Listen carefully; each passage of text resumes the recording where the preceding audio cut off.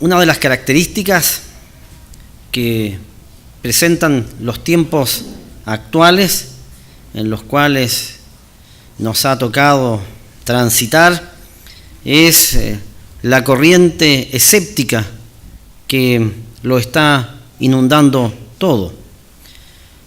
El escepticismo, el diccionario digital de Word Reference lo define como incredulidad o duda acerca de la verdad o eficacia de cualquier cosa. Incredulidad o duda acerca de la verdad o eficacia respecto de cualquier cosa. Escepticismo, entonces, es poner en duda la eficacia respecto de cualquier cosa. Y podemos ver esta actitud o esta característica, si lo queremos expresar de esa manera, en casi todas las áreas del desarrollo humano. De hecho, hay una publicidad respecto de un vino que dice que en la actualidad nadie cree nada. Nadie cree en los informes meteorológicos, nadie cree en las fotografías, y de hecho se muestra una señorita que se está tomando una selfie con una torre Eiffel en el fondo, y entonces pareciera que la niña está en París. Sin embargo, cuando lo muestran desde una perspectiva mayor, aparece que es una fotografía. Y entonces las personas dicen, bueno, nadie cree en nada. Existe escepticismo a nivel político. Uno se pregunta, ¿quién cree en la política y en los políticos en la actualidad? Existe escepticismo a nivel económico. Yo me recuerdo cuando era más joven que los bancos, por ejemplo, uno de los eslogans que tenían era que los bancos eran los amigos del cliente. Han pasado los años y ese eslogan, de hecho, ya ni siquiera se menciona, ¿verdad? Son nuestros amigos, porque en realidad uno no cree en aquello, no son nuestros amigos. Prácticamente se han convertido en nuestros enemigos. Existe escepticismo a nivel social. ¿Quién cree en este momento en lo social? Existe también escepticismo religioso. Las personas en el mundo en general han dejado de creer. Eso uno lo puede ver, es una corriente casi universal, extendida en todo el orbe. Y uno se pregunta, bueno, ¿debido a qué ha ocurrido aquello? Una de las hipótesis es que las personas se han defraudado. Las personas se han defraudado, se han sentido defraudadas de sus entidades políticas, de sus entidades o íconos, si se quiere, económicas, de sus entidades sociales y también, por supuesto, de las entidades religiosas. Una de las grandes consecuencias de las inconsistencias en todos los ámbitos mencionados es que las personas se sienten burladas y han sido burladas en lo que se conoce como la credulidad. Y entonces uno de los más grandes daños que genera a los demás la falta de consecuencia respecto de los valores o principios fundadores o fundacionales de cualquier índole es que las personas dejan de creer en tal o cual administrador o ícono o líder. Y esto que acabo de decir es también un punto de referencia para nosotros los cristianos. Porque si de algo estoy seguro es que las personas en el mundo esperan mucho más de los creyentes que de los no creyentes. Eso es algo que uno lo vivencia con bastante frecuencia, que las personas en el mundo esperan más de los que se dicen ser creyentes, que de los que no dicen respetar ninguna religión. Y las Escrituras enfatizan no pocas veces en este sentido. En la carta a los romanos, por ejemplo, hay una carta, la carta a los romanos, a los judíos que vivían en Roma. Pablo trae a colación este tema y lo trae a colación de una manera muy clara y a veces, si se quiere, podríamos decir, usar el calificativo de duro, porque Pablo le dice aquí a los judíos que vivían en Roma que el nombre de Dios es blasfemado entre los gentiles por causa de vosotros. Y eso es una afirmación dura, y como he mencionado, es fuerte escucharlo y pienso que es fuerte también vivirlo.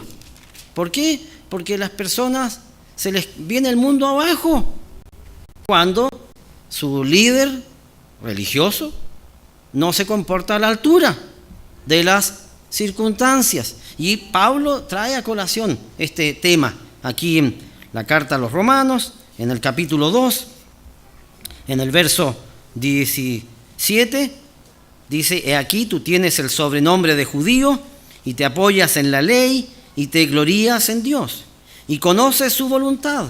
Bueno, los judíos eran instruidos desde muy pequeños respecto de la ley. Aquí la mejor herencia que podía dejarle un padre a un hijo era enseñarle la ley.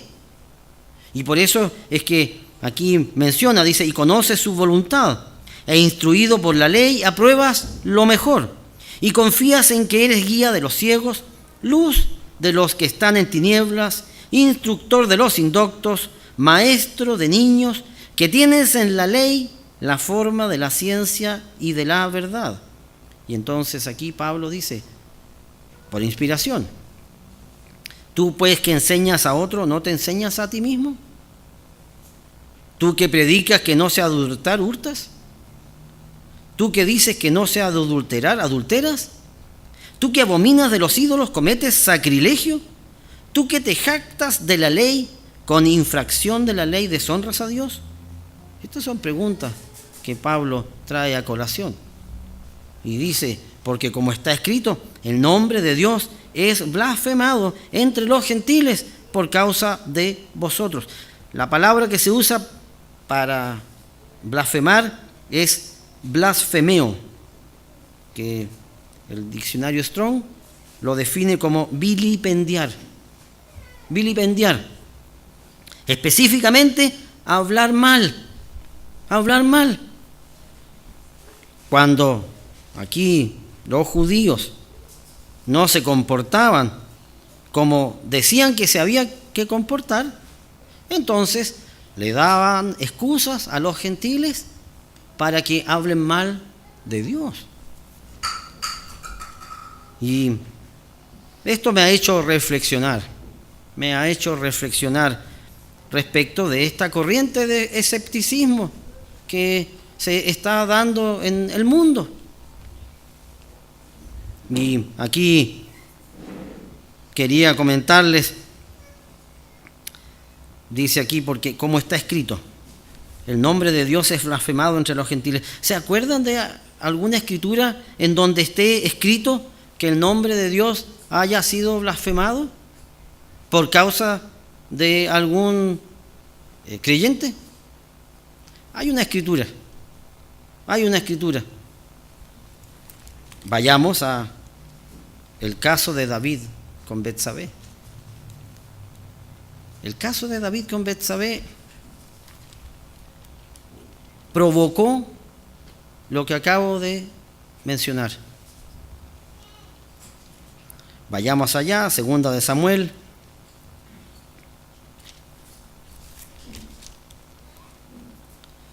Segunda de Samuel 12.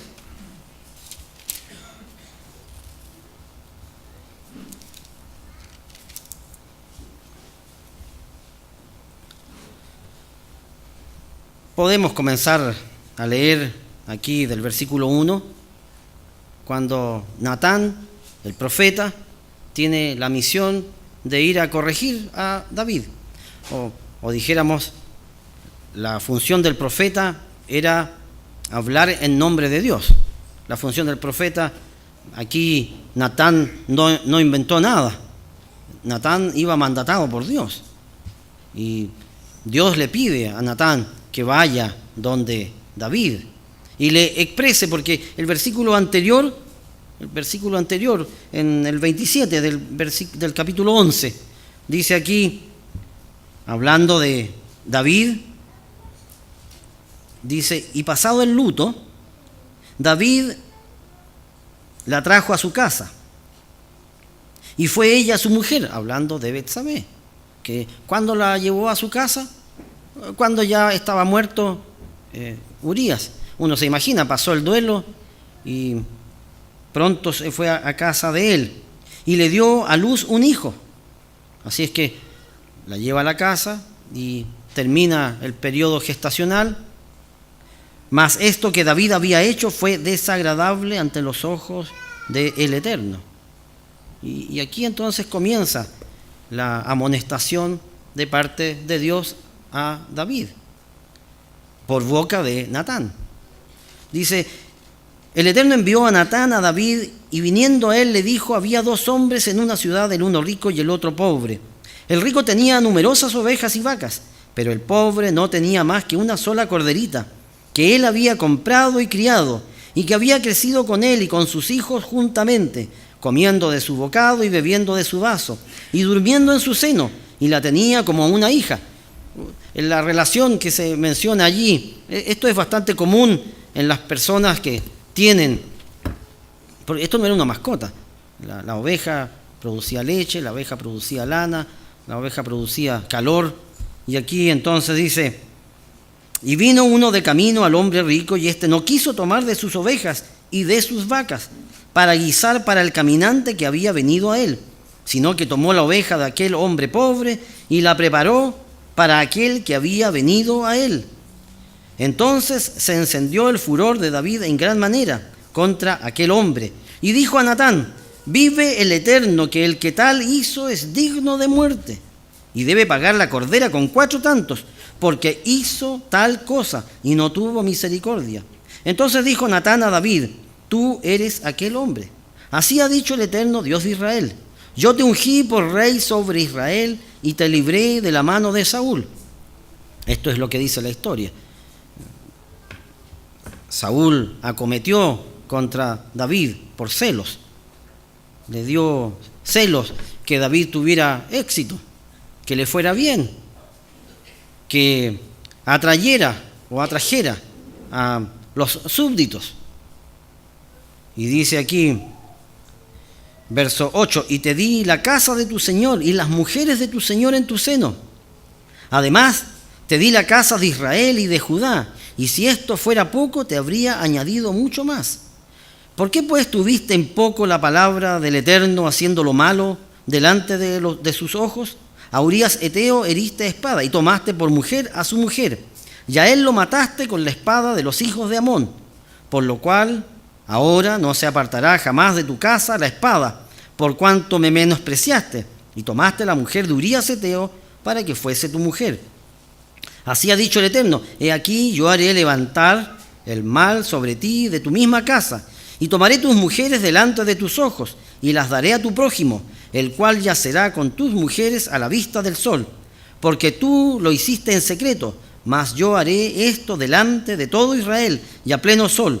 Entonces dijo David a Natán, pequé contra el Eterno, y Natán dijo a David, también el Eterno ha remitido tu pecado, no morirás. Mas, por cuanto con este asunto hiciste blasfemar a los enemigos del Eterno, el hijo que te ha nacido ciertamente morirá. Aquí es donde está mencionado esta escritura. Así como está escrito, el nombre de Dios se ve blasfemado. Aquí la palabra que se usó fue naatz, del hebreo, que significa en el español escarnecer, abominar, desechar, menospreciar, tener en poco. Eso es lo que significa la palabra naatz. Las escrituras son muy claras a este respecto. Cuando una persona transgrede sus principios fundamentales, esto podríamos decir, cuando una persona es inconsecuente, la transgresión no solo afecta al individuo que las practica. Si lo llevamos al plano cristiano, los pecados, cuando uno transgrede, no solo se hace daño a uno.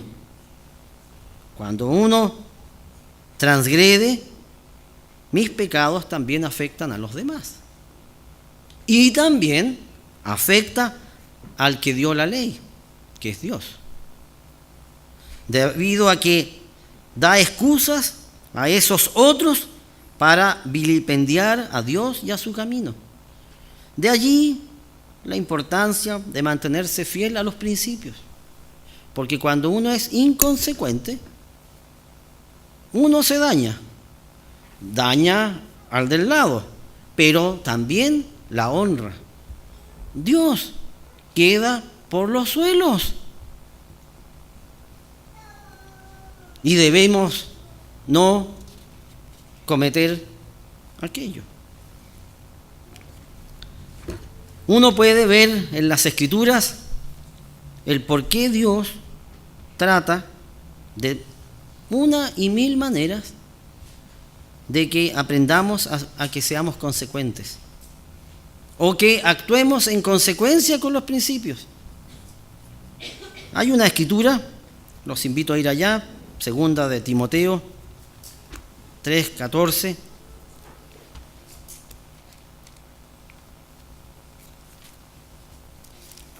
En segunda de Timoteo 3:14.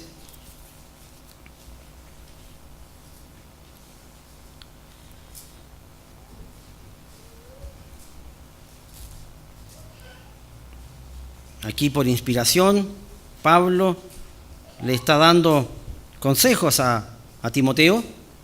De hecho, la segunda carta de Timoteo es la última carta que escribe Pablo y en la cual le da los mejores consejos que le puede dejar un hombre a su hijo. Y Pablo consideraba a Timoteo su hijo en cuanto a la fe. Y entonces aquí en el verso 14 le dice Pablo a Timoteo: pero persiste tú en lo que has aprendido y te persuadiste, sabiendo de quién has aprendido. Aquí la palabra persistir viene del griego meno, con acento en la E, meno, que significa quedarse, hacer escala. Eso es lo que significa esto de persistir. Pablo, por inspiración, aplica aquí el principio del refuerzo positivo. El refuerzo positivo. Persiste, Timoteo, en lo que has aprendido. Pablo apunta a lo positivo que genera en nosotros el hecho de permanecer en lo que hemos aprendido y estamos convencidos, porque de allí surge la palabra convicción. La palabra convicción significa convencimiento. Y Pablo aquí le está diciendo a Timoteo que persista en sus convicciones. Pablo, por inspiración, escribe aquí en la siguiente escritura, le dice: y que desde la niñez has sabido las sagradas escrituras. Aquí Pablo entonces comienza a darle consejos a Timoteo, con este refuerzo positivo. ¿De dónde vas a extraer tú las lecciones que necesitas para crecer? Dice aquí, voy a seguir leyendo: y que desde la niñez has sabido las sagradas escrituras, las cuales te pueden hacer sabio para la salvación por la fe que es en Cristo Jesús. Y del verso siguiente dice: toda la escritura es inspirada por Dios y útil para enseñar, para redarguir, para corregir, para instruir en justicia, a fin de que el hombre de Dios sea perfecto, enteramente preparado para toda buena obra. Pablo, por inspiración, resalta que son las escrituras las que deben sustentar nuestra fe. Eso es lo que Pablo le está mencionando a Timoteo. Son las escrituras las que deben sustentar nuestros principios. Son las escrituras las que validan nuestras raíces. Son las Sagradas Escrituras la fuente de nuestra inspiración. Si tenemos dudas respecto de cualquier cosa, deberíamos acudir a las Escrituras para buscar en ellas respuestas, para que por medio de sus instrucciones podamos enfrentar el presente. ¿Cuántas cosas ocurren en este mundo, en la actualidad, que tienen respuesta en la Biblia? También las instrucciones que podemos encontrar en las Escrituras nos permiten que nos preparemos para el futuro. Viene un futuro, uno no puede pensar o no puede no vivir este tiempo presente sin mirar hacia el futuro. Las Escrituras nos dan cuenta de cómo será aquel futuro. Y sabiendo cómo será aquel futuro, uno se puede preparar. Y también el estudio de las Escrituras nos permiten evaluar el pasado. Las Sagradas Escrituras nos deben servir de fuente. Son las Sagradas Escrituras el foco principal de nuestro quehacer. Todo lo que hacemos y dejamos de hacer tiene un sustrato bíblico. Uno no tiene que olvidarse de aquello. Es cierto que hay lecturas adicionales a la Biblia que nos permiten visualizar lo que las Escrituras dicen, por ejemplo. No obstante, las Escrituras son el número uno. Una vez que uno ha aprendido aquello, entonces puede extenderse hacia el costado. Alguna vez me preguntaron, hace muchos años atrás, qué opinaba yo de los libros deuterocanónicos. No sé si los han escuchado. Las Biblias católicas traen un segundo canon. Macabeos, Tobías, Judith, Daniel 13. ¿Qué opinaba al respecto? Y yo me acuerdo que en esos años yo estaba recién estudiando las Escrituras. Y me recuerdo haber mencionado algo que escuché aquí mismo, en este mismo lugar, en el pasado. Mire, primero voy a estudiar la Biblia. Y una vez que haya estudiado la Biblia, y entonces voy a extenderme hacia el costado. Tomándonos del tronco, uno toma, ¿verdad?, hacia los lados. Las Escrituras nos dan las claves para reforzar nuestra fe. Es el estudio de las Escrituras los que nos permiten, como dije, enfrentar el presente, prepararnos para el futuro y también evaluar el pasado. ¿Cómo fue la vida de Israel? Lo que mencionaba don Omar hace un momento. ¿Qué nación en el mundo ha dejado a sus dioses? ¿Qué nación en el mundo ha hecho aquello? ¿Qué nación? Israel. Israel dejó a Dios. Abandonó la fuente de la vida. Abandonó, y uno piensa, Dios instruye a su pueblo para que le vaya bien. Eso es lo que uno encuentra en las Escrituras cuando evalúa el pasado de Israel. Uno se encuentra con que Dios entrega leyes y entrega instrucciones para que a su pueblo le vaya bien. ¿Qué persona en su sano juicio abandonaría esas instrucciones que fueron entregadas para que a uno le vaya bien? Eso no es lógico, pero eso fue lo que le ocurrió al pueblo de Israel. Vayamos aquí a Deuteronomio 28. ¿Qué persona en su sano juicio abandonaría instrucciones que le permitirían vivir en forma completa? ¿Qué persona en su sano juicio haría aquello? Bueno, lamentablemente la historia de Israel nos deja esa tremenda lección. Dejaron a Dios.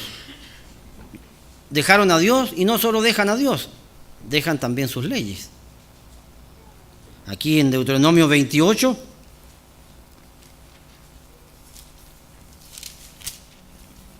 uno encuentra una constante en las Escrituras, hermanos. Una constante en las Escrituras. Dios diseña distintas formas para enseñar a su pueblo. Hay de todo aquí en las Escrituras. Hay historia, hay analogías, hay parábolas, hay experiencias, hay de todo. Y uno se va encontrando con que Dios ha diseñado esto para enseñarle a su pueblo a que obedezca. Para enseñarle a su pueblo que obedezca. Porque en la obediencia está la clave del éxito. Y aquí en Deuteronomio 28, verso 1, dice: acontecerá que si oyeres atentamente la voz del Eterno tu Dios, para guardar y poner por obra todos sus mandamientos que yo te prescribo hoy, también el Eterno tu Dios te exaltará sobre todas las naciones de la tierra. Aquí vemos este principio del refuerzo positivo. Dios no está con un, discúlpenme lo burdo de la comparación, con un tridente, ¿verdad? Con un tridente y con un látigo. Obedece para que te vaya bien. No, Dios no hace eso. Dios dice: mire, si usted me obedece, si usted escucha y me obedece, a usted le va a ir bien. Y aquí dice, Deuteronomio 28, verso 2, y vendrán sobre ti todas estas bendiciones y te alcanzarán, si oyeres la voz del Eterno tu Dios. Si somos consecuentes con los principios expresados en las Escrituras, entonces vienen acá. Dice, verso 3, bendito serás tú en la ciudad y bendito tú en el campo. ¿Por qué dice esto? ¿Por qué esto de la ciudad y del campo? En donde quiera que usted habite, las bendiciones vendrán a usted. Si observan bien, las bendiciones abarcan todos los aspectos de la vida en general. Y vamos a ver aquí en Deuteronomio 28 cómo las bendiciones van abarcando a nivel individual, a nivel familiar, a nivel país, a nivel mundo. Las bendiciones van creciendo hacia los lados. Y dice aquí, versículo 4, bendito el fruto de tu vientre, el fruto de tu tierra, el fruto de tus bestias, la cría de tus vacas y los rebaños de tus ovejas.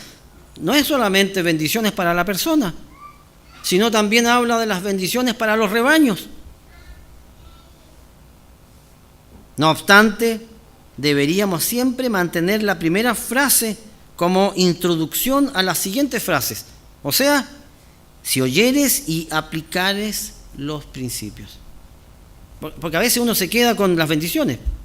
A todos nos gustaría recibir las bendiciones. Pero estas son bendiciones que tienen una condición. Y esta condición es si oyeres y aplicares los principios. Dice aquí, verso 5, benditas serán tu canasta y tu arteza de amasar. Si somos obedientes a los principios rectores, el pan no faltará. Si somos obedientes, el pan no faltará. El Salmo 111, en el verso 5, dice, ha dado alimento a los que le temen, para siempre se acordará de su pacto. Salmo 111, verso 5, ha dado alimento a los que le temen. Si somos obedientes. Si somos obedientes, verso 6, bendito serás en tu entrar y bendito en tu salir. Verso 7, el Eterno derrotará a tus enemigos que se levantaren contra ti. Por un camino saldrán contra ti y por 7 caminos huirán de delante de ti. Si somos obedientes, las bendiciones comienzan a ser mayores. Si se fijan, ya no se habla aquí en el siguiente versículo. Verso 8, dice, el Eterno te enviará su bendición sobre tus graneros. ¿Qué guarda uno en los graneros? Bueno, en Israel se guardaba o cebada o trigo. Con el trigo uno prepara el pan. Si ustedes se fijan, la bendición partió diciendo, mire, el pan no va a faltar.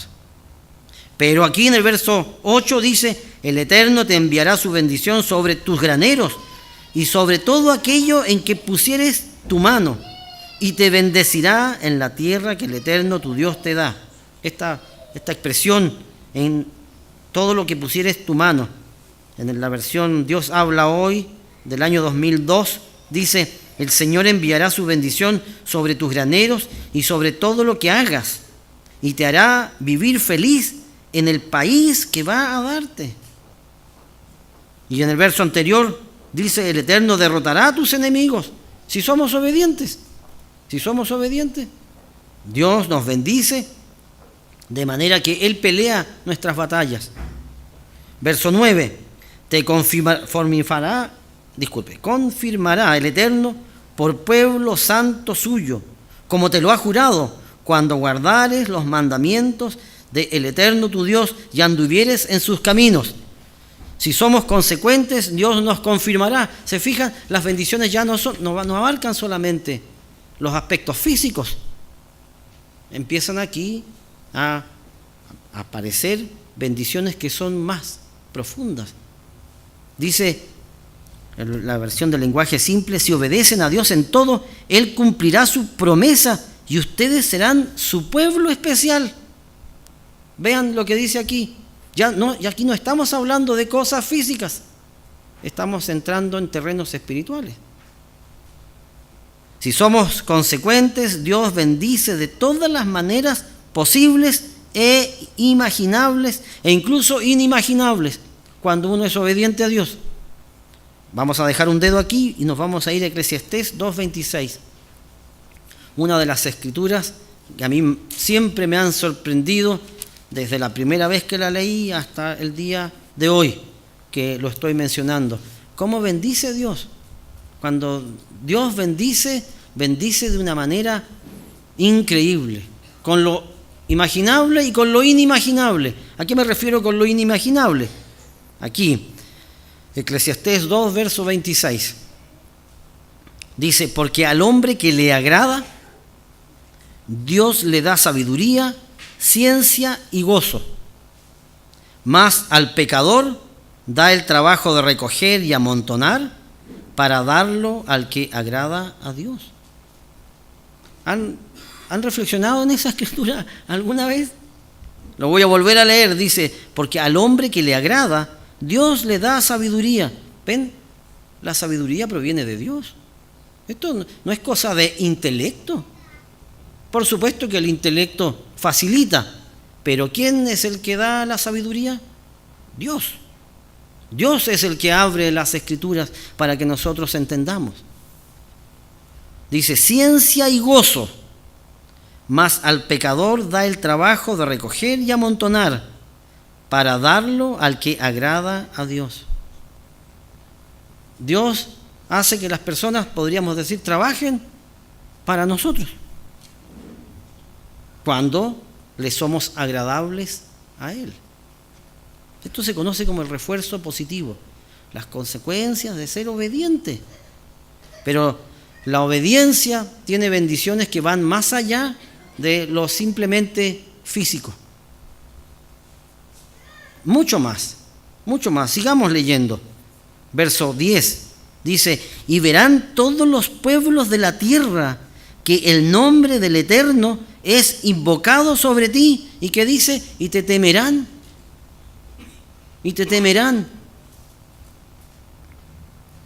Como vemos, las bendiciones son de mucho mayor impacto.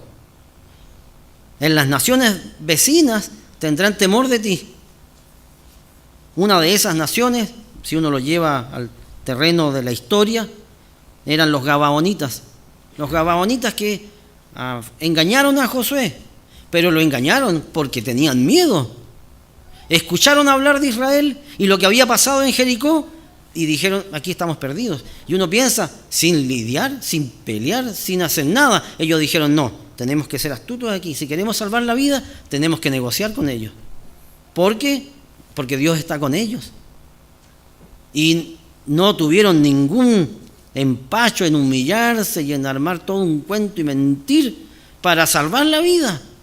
Bueno, Estas son las bendiciones. Y yo no estoy diciendo que mentir sea bueno, estoy diciendo que en el mundo las personas reconocen cómo Dios está con el pueblo que le agrada. ¿Y cuándo le agrada el hombre a Dios? Cuando le es obediente, cuando se mantiene firme en sus convicciones. Allí es cuando se logra el mérito. Dice aquí, verso 11. Vean ustedes, hemos mencionado esto en el pasado. Las palabras generan realidades, ¿verdad? Las palabras generan cosas. Vean cómo sigue esta siguiente bendición. Dice, y te hará el Eterno sobreabundar en bienes. ¿Ven la palabra? Sobreabundar. Ya no habla de abundancia, ya no habla de que la artesa de amasar no le faltará la harina, ya no habla de los graneros, sino que aquí ya empieza a usar esta palabra, sobreabundar en bienes, en el fruto de tu vientre. Se fijan que ya no se habla de aquí la bendición anterior, el fruto de tu vientre será bendito, sino que dice aquí, más grande. Dice, en el fruto de tu bestia, ya abarca hacia los animales, en el fruto de tu tierra. ¿Se imaginan que a través de la obediencia tu tierra produzca más? Y uno se pregunta, bueno, ¿pero y cómo puede ser eso? Bueno, la lluvia es una bendición. La lluvia es una bendición cuando cae en su tiempo. La lluvia es una maldición cuando cae a destiempo. En el viaje hacia el sur pudimos ver plantaciones de cerezas a las cuales han tenido que ponerles unos paraguas para evitar precisamente, en diciembre son habituales las tormentas eléctricas y son habituales también el granizo. Cuando hay granizo, si hay un fruto que se ve dañado, es la cereza. Bueno, como digo, dice, y el fruto de tu tierra también se verá abundantemente impactado. Dice, en el país que el Eterno juró a tus padres que te había de dar. Aquí la Escritura comienza a usar expresiones de mucho mayor impacto en quienes las escuchan. Esto de el sobreabundar. Y sigamos leyendo. Dice el verso 12, te abrirá el Eterno su buen tesoro, el cielo, para enviar la lluvia a tu tierra en su tiempo y para bendecir toda obra de tus manos. Ya no es solamente aquí cosas pequeñas. Dice, y prestarás a muchas naciones. ¿Se fijan en el desarrollo de esta bendición, de las consecuencias de la obediencia? ¿Se fijan que estas bendiciones han ido increciendo? Increciendo. Cada vez son más. Dice aquí, de hecho la palabra que se usa aquí para sobreabundar proviene de la raíz hebrea yatar, que significa sobresalir o exceder. Sobresalir o exceder. Dice aquí, y prestarás a muchas naciones, y tú no pedirás prestado. Una de las grandes, podríamos decir, problemas en la actualidad son las deudas. Este es un problema endémico en nuestro mundo actual. Todo el mundo le debe a todo el mundo. Y a veces los países no logran saciar el hambre de sus poblaciones debido a las deudas que mantienen con acreedores que están todos los años pidiéndole el fruto del trabajo de la población. Y Dios dice aquí, mire, si usted es obediente a mis principios, a mis leyes, yo lo voy a bendecir a usted. Y no solamente a usted, en todo lo que uno emprenda, Dios lo bendice. Y se va extendiendo, como hemos visto, hacia los lados la bendición. Lo que se conoce como el refuerzo positivo. Las razones por las cuales deberíamos inclinarnos ante nuestro Dios. Dios es el que controla el clima. Dios es el que abre las puertas. Dios es el que, podríamos decir, abre los negocios. Él es el que está ahí, presente. dice, verso 13, te pondrá el Eterno por cabeza y no por cola, y estarás encima solamente y no estarás debajo, si obedecieres los mandamientos del Eterno tu Dios, que yo te ordeno hoy, para que los guardes y cumplas. Y si no te apartares de todas las palabras que yo te mando hoy, ni a diestra ni a siniestra, para ir tras dioses ajenos y servirles. Y esto es lo paradójico. Esta instrucción Dios se la entregó a su pueblo Israel muchos años antes, por ejemplo, de la escritura que mencionaba don Omar hace un momento atrás, en Jeremías. Siglos antes, Dios le dijo a su pueblo, yo los voy a bendecir si no me abandonan. Y el pueblo, ¿qué hizo? Lo abandonó. El refuerzo positivo nos alienta a que seamos consecuentes a los principios, tanto por nosotros mismos, tanto por el ejemplo que damos al mundo. Hay muchas maneras de predicar. He pensado a este respecto muchas veces. Hay muchas maneras de predicar, pero definitivamente la que más impacto causa es el ejemplo. Esta semana tuvimos ocasión de conocer un sector de Peyúgue, aquí en la costa de la séptima región. Allí un administrador municipal, mencionando acerca de un internado que tienen en la comuna, que habían decidido desde el año pasado prestarlo gratuitamente a dos entidades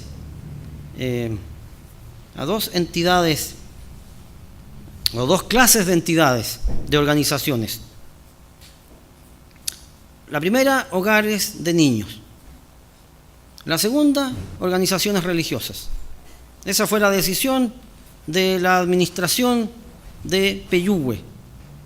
No obstante, el día de hoy su decisión es la siguiente: bajo ningún punto de vista se prestan nuestras dependencias a iglesias.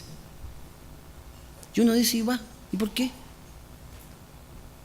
Porque las organizaciones religiosas que vinieron a Peyúgue este año no cumplieron con ninguna de las especificaciones que habíamos propuesto. Y no estamos hablando de dinero, simplemente de respetar los compromisos. Si dijeron que se iban el domingo, váyanse el domingo. Qué terrible esto, hermanos. Pensar, yo hace años atrás me había pasado ya en Panguipulli, que en el departamento de educación de Panguipulli, la sola mención de la palabra iglesia significaba una negativa ante cualquier tipo de gestión. ¿Por qué? Bueno, el antecedente que tienen o que dejan los cristianos cuando transitan por los distintos lugares. De allí la importancia de lo que venimos hablando. Dios usa esta forma de enseñarnos a través del refuerzo positivo. Miren, si ustedes obedecen van a tener tantas bendiciones. Pero si uno no obedece y se vuelve porfiado, bueno, la Escritura dice, la Escritura está para que aprendamos de ella. Allí en 1 Corintios 10,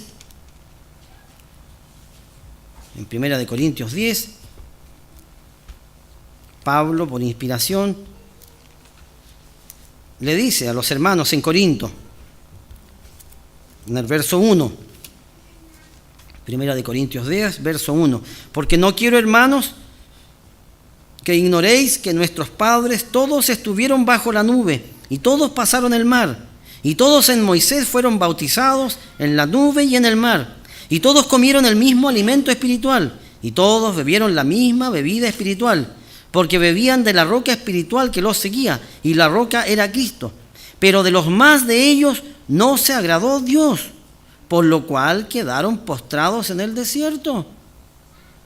Una de las conclusiones dolorosas de la vida en el desierto es que Dios no se agradó de muchos. No se agradó de los espías que incitaron al pueblo y no se agradó del pueblo que nunca obedeció los principios rectores. Piensen, hay una escritura, miren, vayamos a Josué 5, un botón nada más.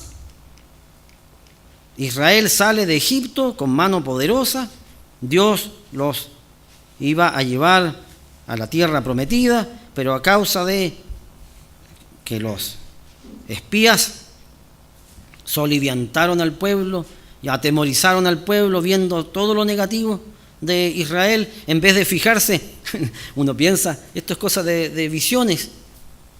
Josué y Caleb, ¿qué es lo que vieron? Unos racimos de uvas gigantes. ¿Qué vieron los otros? A los gigantes. Así, simple. Bueno, Dios no se agradó de esa generación. ¿Por qué no se agradó de esa generación? Porque Dios es duro. Miren aquí en Josué 5, verso 1. Josué 5, verso 1.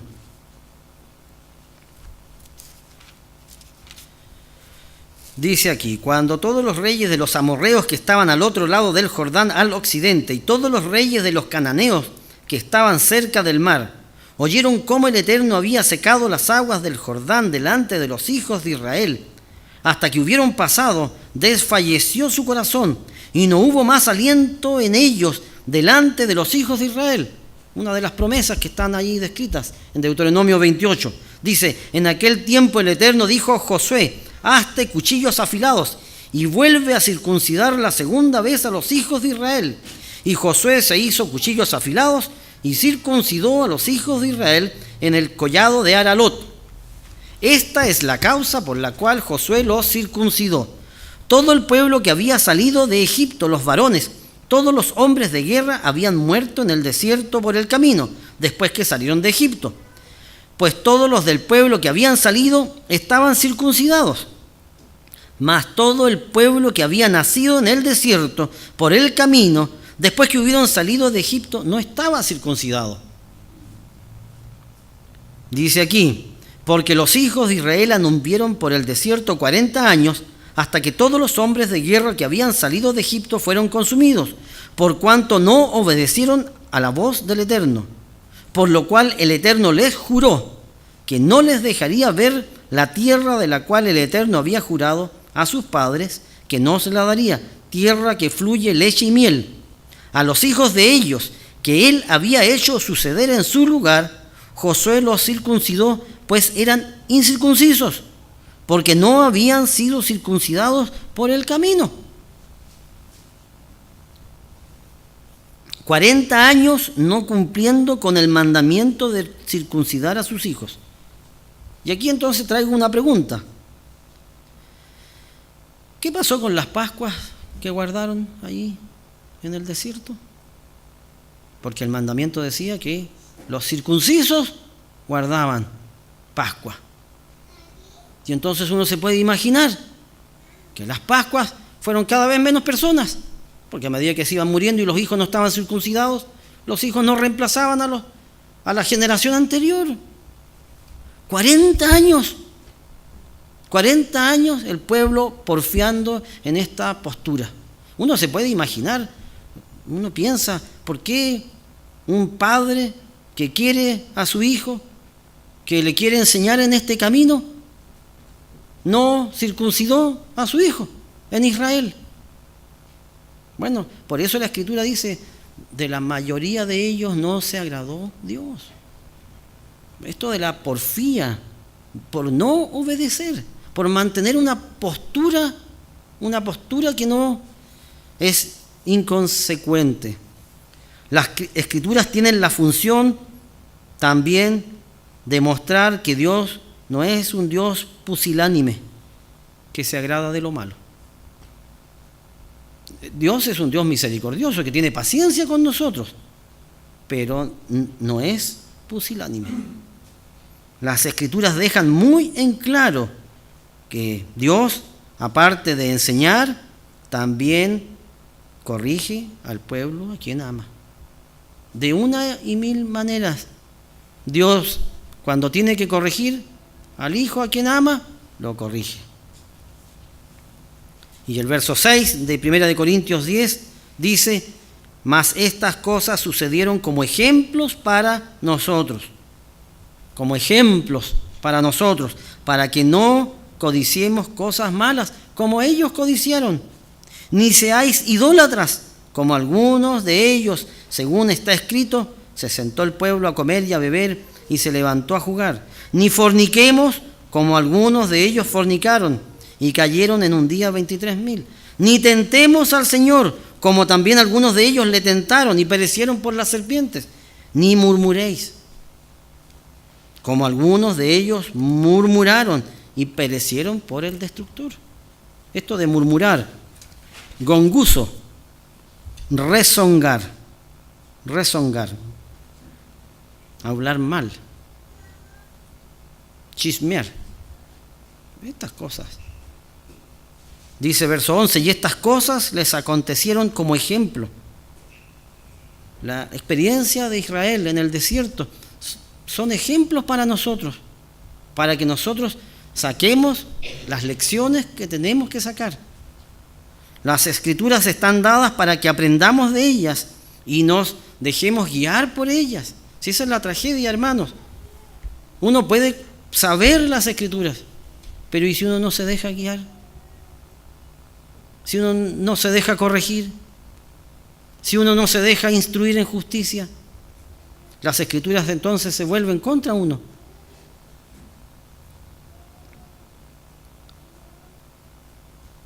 Sigamos leyendo aquí en 1 Corintios 10:12.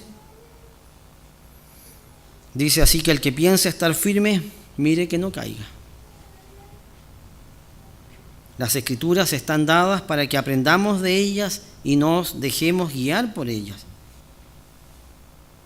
Aquí en el verso 13 dice: no os ha sobrevenido ninguna tentación que no sea humana, pero fiel es Dios, que no os dejará ser tentados más de lo que podéis resistir, sino que dará también juntamente con la tentación la salida para que podáis soportar.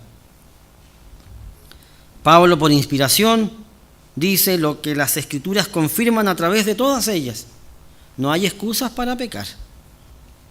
No hay excusas para pecar.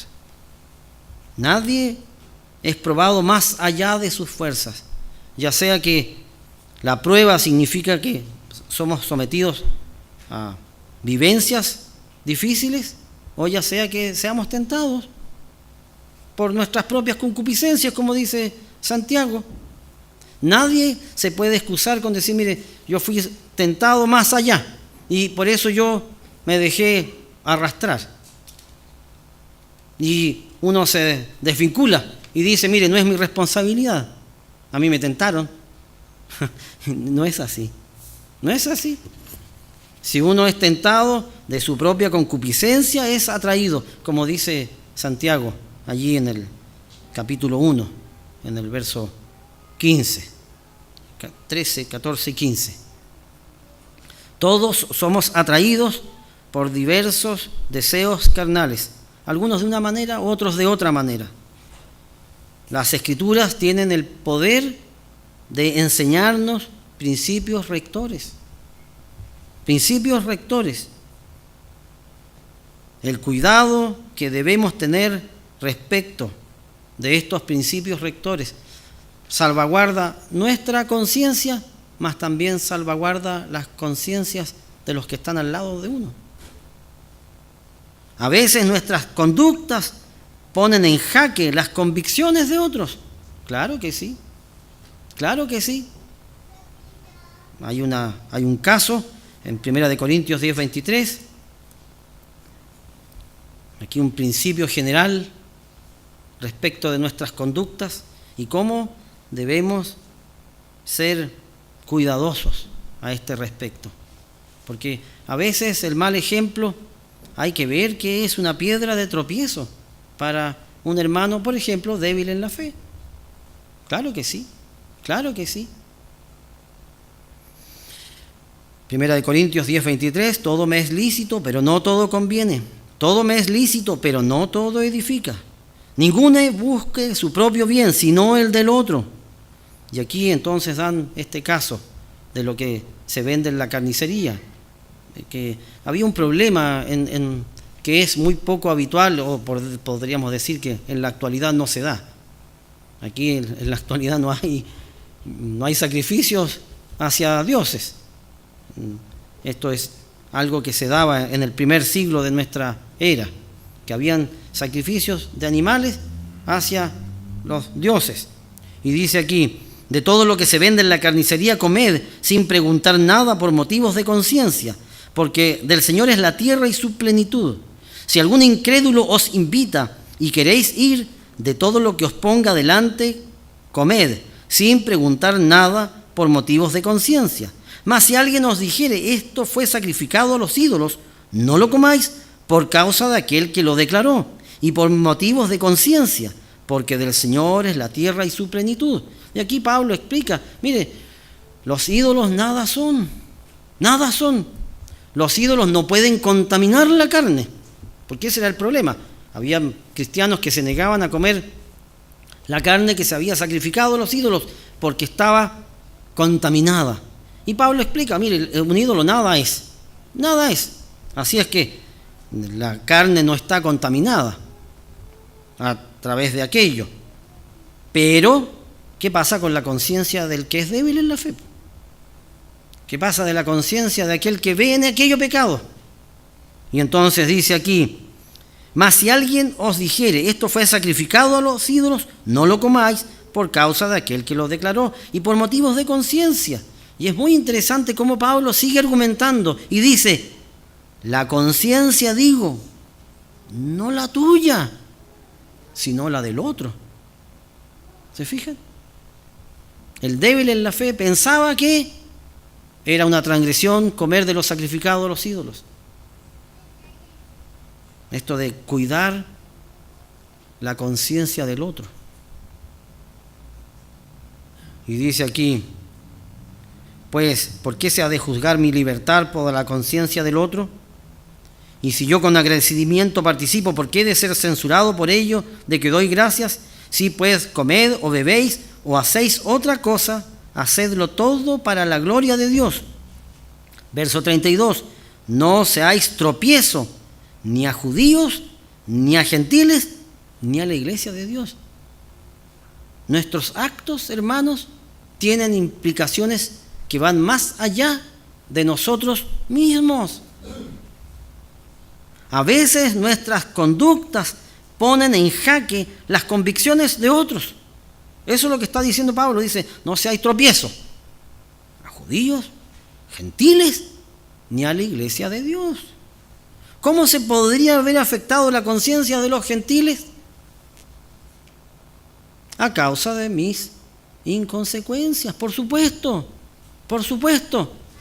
Porque si un gentil está esperando ver en nosotros los creyentes actitudes conformes a lo que las Escrituras dicen y no las ven, ¿qué piensa el gentil? ¿Qué pensará un gentil que, por ejemplo, un ejemplo, si uno transgrede el mandamiento de mentir y miente descarnadamente, ¿qué piensa la persona que es gentil, que no está sujeta a la ley del no mentir? ¿Acaso creen ustedes que su mente no va a sufrir algún dolor? ¿Y qué va a pensar de quien dio la ley? ¿Y qué va a pensar del cristianismo en general? Bueno, una de las tragedias en la actualidad es que el cristianismo, una organización religiosa, se adueñó del nombre cristiano y la hizo universal, mundial. Y todos aquellos que no son cristianos reconocen en el accionar de esa organización el comportamiento de todos los cristianos. Una cosa terrible, dolorosa. Uno piensa en el extremismo religioso en la actualidad. ISIS.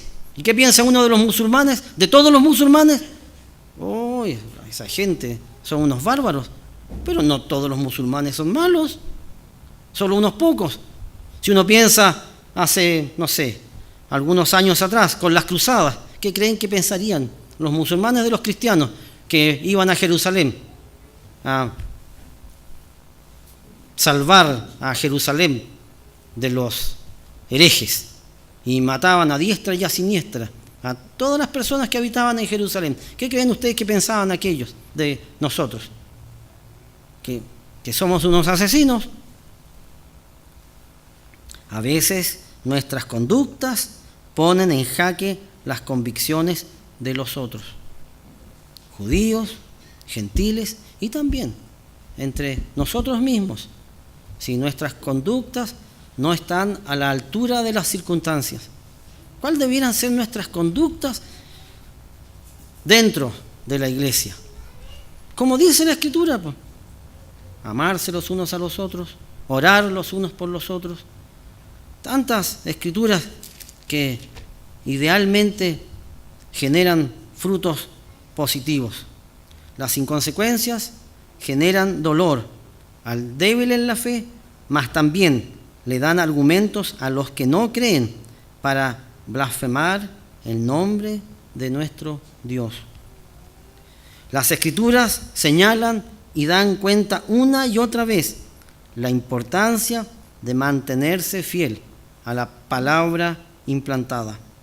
Las Escrituras señalan una y otra vez las bendiciones de la obediencia, mas también nos advierten respecto de las consecuencias de nuestras inconsecuencias. El mal obrar nos afecta en primera persona.